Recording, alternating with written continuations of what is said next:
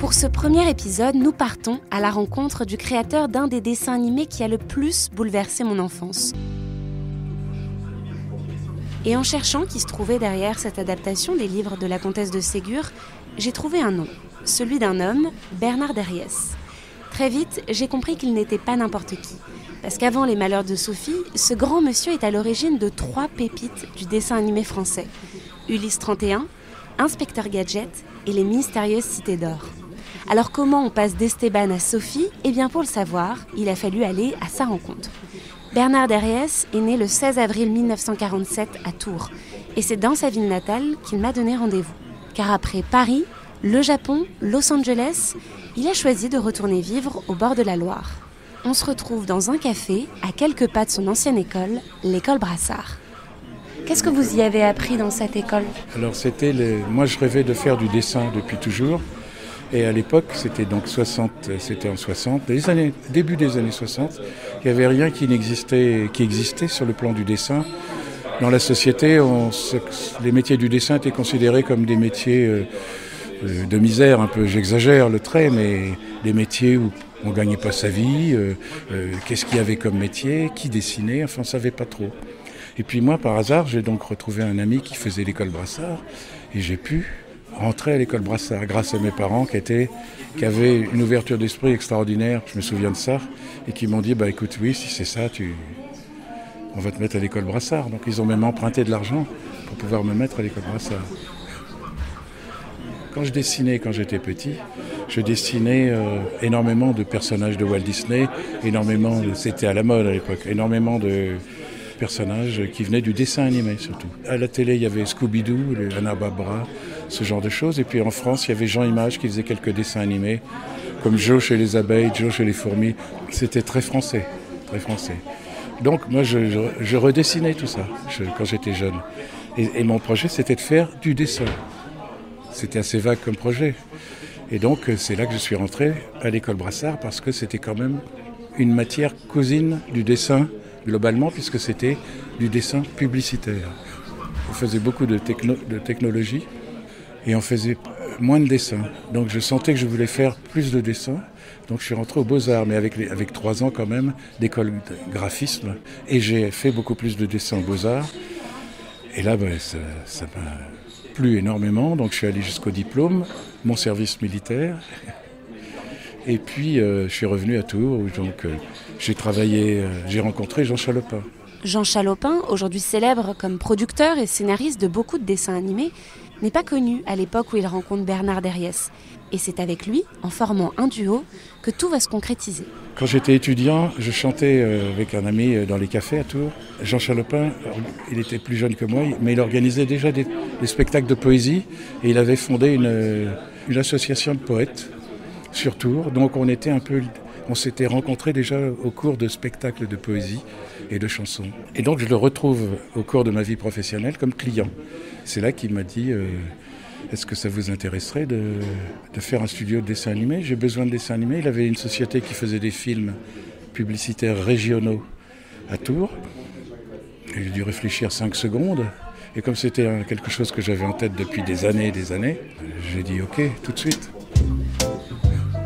Et puis ensuite, on a ouvert ce studio de dessin animé où j'étais seul au début. Imaginez un monde sans ordinateur. Comment ça marchait alors justement ce monde ? On faisait tout à la main, on dessinait tout à la main. Il y avait les caméras pour faire la prise de vue. Et petit à petit, j'ai embauché des élèves de l'école, mes anciens élèves, que je connaissais, qui étaient de bons dessinateurs. Donc on a monté un studio à Tours, on a été jusqu'à une 100aine. Et on avait des clients sur Paris. Et puis un jour, on a dit, mais ça serait bien qu'on fasse du dessin animé dans la cour des grands. Donc bureau à Paris, studio à Paris, clients à Paris, déjà des clients pour faire des films, ce qu'on appelle des films institutionnels. C'était de la communication. Et puis on a vécu comme ça, puis un jour on s'est dit qu'on pouvait peut-être faire des dessins animés comme les grands, comme Hanna-Barbera, donc Scooby-Doo et ce genre de choses, mais c'était très américain. Et donc au MIP de Cannes, Jean Chalopin a rencontré un producteur japonais qui s'appelait Fujioka, M. Fujioka, et donc ils ont décidé de produire Ulysse 31. Donc les Japonais, ça les intéressait de mettre un pied En Europe, jusqu'à maintenant, ils avaient vendu Goldorak, ce genre de choses, qui avait très mauvaise presse à l'époque, parce que c'était trop violent, les chaînes n'en voulaient pas. Alors écoutez, on a décidé de faire cette Ulysse 31, c'est là que je suis parti la première fois au Japon. Ça n'a pas été aussi simple que je le dis, hein, mais c'était beaucoup de tractations. Alors au départ sur Ulysse 31, comme j'étais jeune débutant n'ayant jamais fait de grandes séries, j'avais un co-réalisateur japonais, M. Nagahama, qui est décédé avant de finir le premier épisode.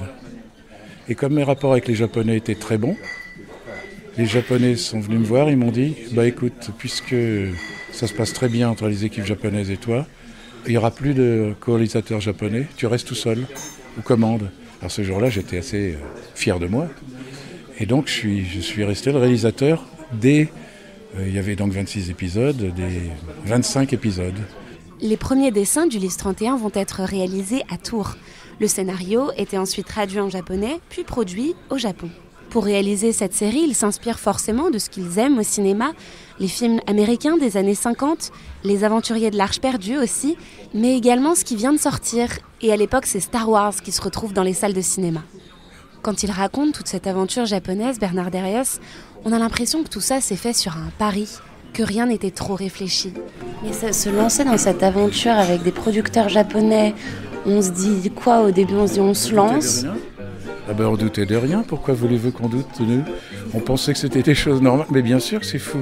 En y réfléchissant bien après, on s'est dit, mais aujourd'hui, bien après, est-ce qu'on oserait faire ce qu'on a fait? Non, ça s'appelle, vous connaissez le dicton, aux innocents les mains pleines. On est arrivé là, innocent comme tout, en se disant que ça allait marcher. Et heureusement, ça a marché. Et on était à peine surpris que ça marche, si vous voulez. C'est pas du tout la forfanterie ou un orgueil démesuré, pas du tout. C'était qu'on faisait un travail, ça nous plaisait, on y croyait, on était vraiment impliqués profondément et ça marchait. On était contents que ça marche, on était vraiment très heureux que ça marche.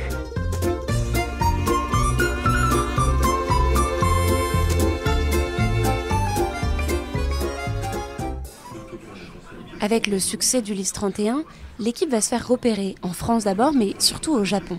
C'est là que les chaînes publiques japonaises se rapprochent d'eux en leur présentant un projet de dessin animé qui deviendra ensuite Les Mystérieuses Cités d'Or. Donc on a dit que ça nous intéressait, c'était bien, c'était l'histoire quand même des conquistadors, ça nous parlait quelque part. Puis on était très branchés fantastique à l'époque. On venait d'Ulysse 31, donc c'était un peu science-fiction fantastique. Donc on a introduit un peu plus de fantastique dans les cités d'or quand même. Et puis il y avait surtout ce petit documentaire à la fin de chaque épisode qui était quelque chose d'un peu...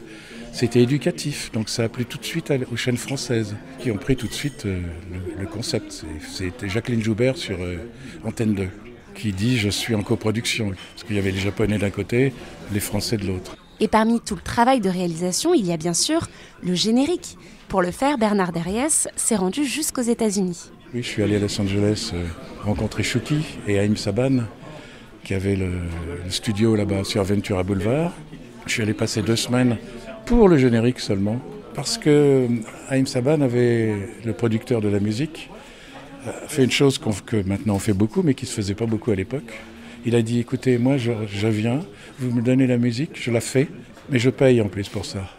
Je fais une avance, ce qui se fait beaucoup en production maintenant, mais qui ne se faisait pas du tout à l'époque. Ça nous a bien sûr aidé, puisque ça a aidé à financer une partie de la série, c'était quand même un avantage. On a fait un générique assez dynamique, assez aventure, on voulait que ce soit. Et on voulait que ce soit un petit peu, à l'époque c'était un peu gnangnan les séries pour enfants. On disait séries pour enfants, donc tout de suite il y avait le côté péjoratif, petit. Et donc moi je voulais un peu que ce soit comme pour les grands. Alors j'avais un disque de Ravel, L'enfant et les sortilèges, dans lequel il y avait un petit morceau qui s'appelait Le Jardin. Alors j'ai dit, ce serait bien si tu me faisais un petit morceau comme ça pour le début, mystérieuse. Et puis après, quand on arrive dans l'action du générique, tu me fais quelque chose comme genre Enfant du soleil. Enfant du soleil. Un peu Enrico Macias, tu vois. C'est marrant comme référent. Mais c'est ce que je lui dis. On passe de Ravel à Enrico Macias, mais dans ma tête ça marchait. C'était un truc mystérieux qui tout à coup se développe et qui devient très aventure joyeuse.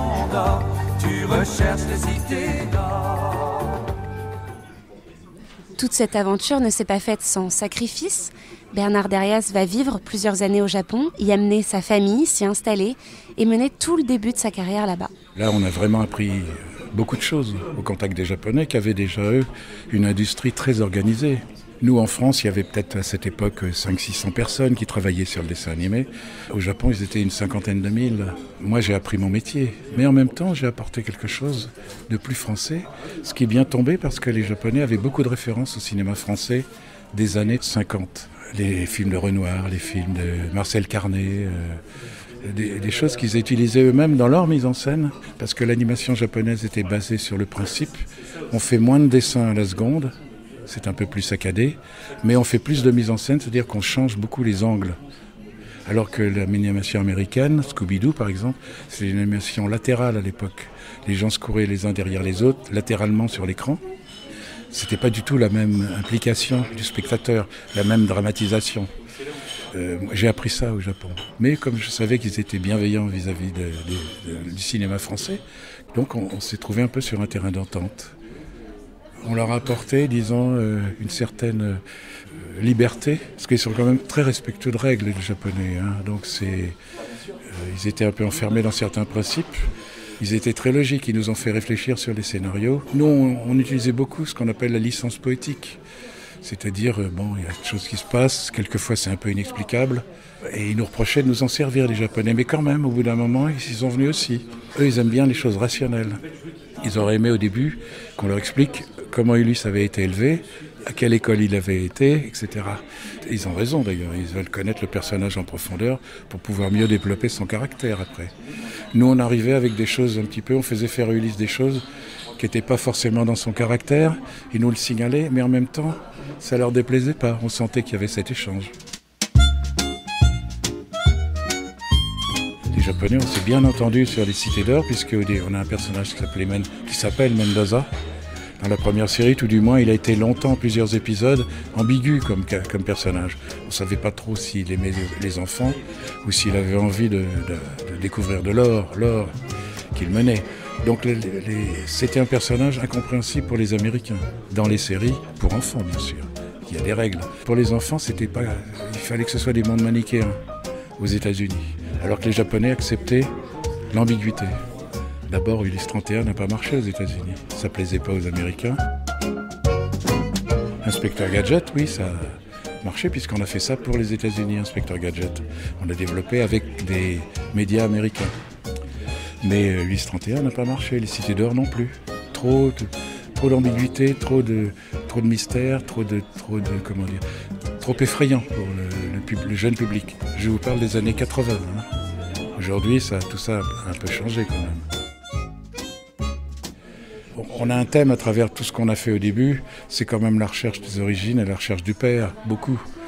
Dans les Cités d'Or, Esteban il recherche son père, Zia aussi, Ulysse et Télémaque, son fils, cherchent la terre. Ce qu'on voulait transmettre, c'est ça, surtout les valeurs de fidélité peut-être. De retour en France, Bernard Derriès a d'autres envies, notamment une qui mijote depuis pas mal de temps, celle d'adapter les livres de la comtesse de Ségur sur le petit écran. Je voulais faire Les Malheurs de Sophie puisque c'est avec la comtesse de Ségur que j'ai appris à lire. Ma grand-mère me lisait des histoires, mais ça m'énervait que je sois dépendant d'elle quand j'avais 5 ans sans doute. Donc ça m'énervait tellement qu'elle m'avait tout doucement appris à lire.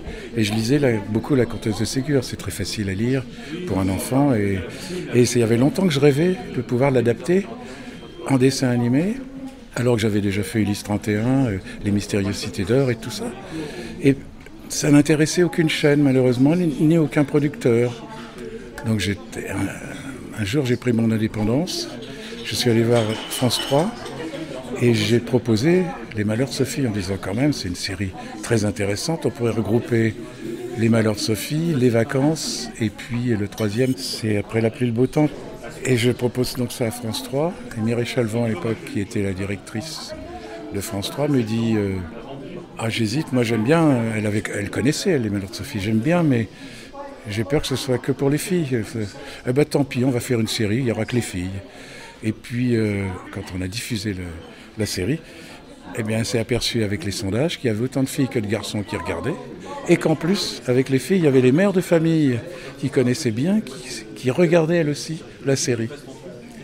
Donc là, j'ai été assez content de moi, ravi enfin pouvoir mettre ces romans. Alors je les ai relus depuis, effectivement, c'est un peu daté maintenant, je trouve, La Comtesse de Ségur.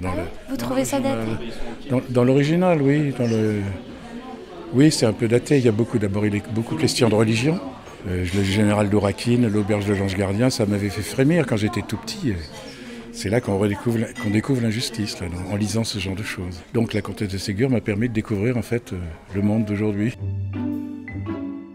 C'est un dessin animé qui a, je pense, marqué beaucoup de jeunes dans la dureté des thèmes qu'il aborde et dans même les images qui montrent quand Sophie se fait battre par Madame Fichini quand elle est à la Nouvelle-Orléans et qu'on voit les traces sur ses jambes, quand on voit le naufrage où sa mère disparaît engloutie par les vagues, c'est des images qui marquent énormément.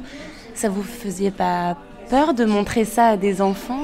Aujourd'hui, c'est vrai que ça a changé, puisque quand on a rediffusé Les Mystérieuses Cités d'Or, la première série sur TF1, quand ils ont décidé de poursuivre la série, TF1 m'avait demandé de couper certaines scènes qui à l'époque ne nous choquaient pas, en 1980, mais qui effectivement en 2000 commençaient à choquer un peu même les adultes par rapport aux enfants. Les enfants risquaient d'être effrayés par justement ces scènes il y avait des marins qui flottaient morts sur la mer, des choses comme ça, qui nous paraissaient juste anecdotiques, vraiment pour nous, de montrer ce genre de choses, les conséquences d'un naufrage.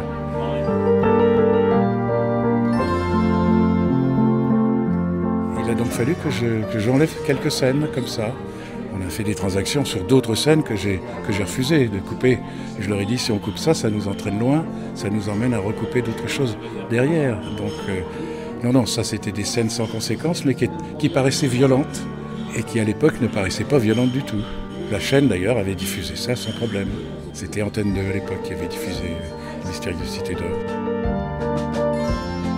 Et pourquoi selon vous on lisse aujourd'hui un peu plus les choses qu'on le faisait à l'époque ? La tolérance aussi des enfants a baissé vis-à-vis de ces images ? J'ai des petits-enfants. J'ai des petits-enfants de tous âges.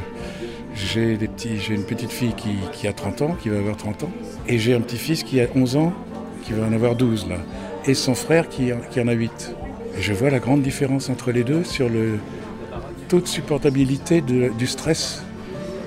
Autant c'était facile pour nous avec les plus vieux, les plus anciens, autant on voit aujourd'hui que les plus jeunes sont vraiment sensibles à beaucoup de choses autour d'eux. Le monde en général est plus inquiétant. Alors peut-être pas trop pour moi, si vous voulez, je vois pas trop la différence avec le monde d'avant, sauf que maintenant on voit beaucoup plus de choses. Et comme l'image est là, très présente, on est victime de l'image finalement, parce qu'avant, effectivement, on en entendait parler, on ne le voyait pas. Et puis il y en avait moins, parce qu'il y en avait beaucoup moins qui étaient révélées, les violences avant. C'est surtout ça. Aujourd'hui, les chaînes font des séries et ils ont des psychologues qui regardent les scénarios, qui regardent les storyboards et qui donnent leur avis sur ce qui va être bien pour les enfants et ce qui va leur faire éventuellement peur. J'ai un petit-fils le plus petit s'est mis à pleurer un soir, il était chez nous, et il n'arrivait pas à dormir. Et il nous a presque accusés avec sa grand-mère, en disant « Mais oui, mais c'est de votre faute, toute la journée, on entend à la radio des nouvelles. » Il avait peur, c'est pour ça. Donc il avait peur qu'il y ait des monstres et tout. En disant « Vous regardez des choses à la télé horribles, et il y a toujours des images de guerre. » Donc voilà, c'était de notre faute. Vous voyez, je crois qu'ils sont beaucoup plus sensibles. Ces scènes étaient faites pour vous marquer, juste pour montrer ce qu'est la violence quand même, surtout Sophie battue. Et puis la comparaison avec les enfants élevés par Madame de Réan, qui était une femme déjà assez progressiste à son époque. On n'obtient rien par la violence. Par contre, on les force à réfléchir un peu sur le mal qu'ils ont fait. Là, il y avait deux femmes qui ont écrit avec moi. Le concept, c'était Brigitte Pesquine et Sophie Glass. J'ai eu la chance d'avoir ces personnes qui m'ont quand même fait découvrir des facettes que je n'avais pas tout à fait distinguées dans l'œuvre de la Comtesse de Ségur. Le côté féministe. Et je me demandais, est-ce que vous regardez aujourd'hui encore des dessins animés pour enfants ? Vous regardez ce qui est fait aujourd'hui ? Oui, mais je jette un œil. J'ai des petits-enfants, donc je suis un peu obligé de regarder. Je jette un œil, mais c'est plutôt distrait. Je regarde et mes constatations, c'est quand même qu'il y a des schémas. C'est très créatif en même temps. Ils sont obligés, les auteurs, puisqu'il y a des règles qui sont quand même beaucoup plus contraignantes. Je sais comment maintenant ils sont contrôlés à tous les stades. Nous, quand on a fait ces séries, les gens lisaient les chaînes lisaient les scénarios, et encore sur Lys 31. Voilà, il y avait des retours, mais il n'y avait jamais un mot, sauf pour quelquefois dire que, attention, ça pourrait faire peur aux enfants. Est-ce que vous avez l'impression d'avoir, sans prétention bien sûr, mais marqué quand même une génération, apporté quelque chose à beaucoup de gens? Je ne pensais pas au début ce genre de choses, parce qu'à l'époque, il n'y avait pas de sondage. Et j'ai eu cette impression quand, 20 ans après, on a commencé à avoir des salons, des gens qui venaient, qui me disaient « Ah merci, tout ça, ça a marqué ma jeunesse, vraiment. » Et de plus en plus. Donc, oui, on a vraiment l'impression d'avoir influencé, marqué toute une génération, et même peut-être plusieurs. Ce que je vois sur les Cités d'Or, non seulement je vois les parents, mais maintenant, il y a même des grands-parents qui ont aimé les Cités d'Or et qui ont des petits-enfants à qui ils montrent même les Cités d'Or. Et, mystérieusement, le concept fonctionne toujours. J'ai une grande chance quand même. J'estime que j'ai eu beaucoup de chance. Bernard Derriès est loin d'avoir abandonné le dessin aujourd'hui. À Tours, il continue de dessiner tous les jours. Il est notamment en ce moment sur un projet de bande dessinée qui devrait bientôt sortir en librairie.